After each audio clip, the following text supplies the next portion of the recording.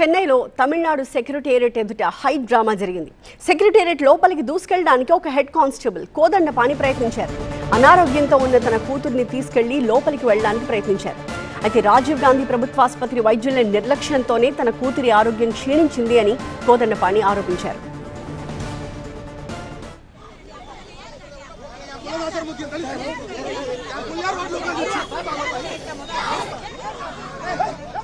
CM విజయ్ని కలిసి ఆసుపత్రి సిబ్బందిపై ఫిర్యాదు చేయడానికి కోదండపాణి ప్రయత్నించారు. అయితే అపాయింట్మెంట్ లేదని ఆయన్ని భద్రతా సిబ్బంది అడ్డుకున్నారు. అయినప్పటికీ ఆయన ముందుకు వెళ్లడానికి ప్రయత్నించడంతో ఆయన్ని అరెస్ట్ చేశారు.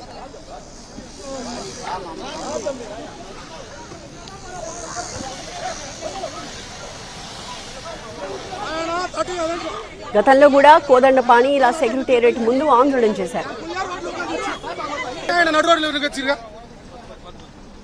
சரி வா நீ இப்ப என்ன பண்ற சொல்லு பாலாம் எவ்வளவு நாளா 4 வருஷமா வீட்ல என்ன மைக் போறேன் மைக் ஓடாடி நான் குழந்தைங்க இருக்கா குழந்தைங்க வந்து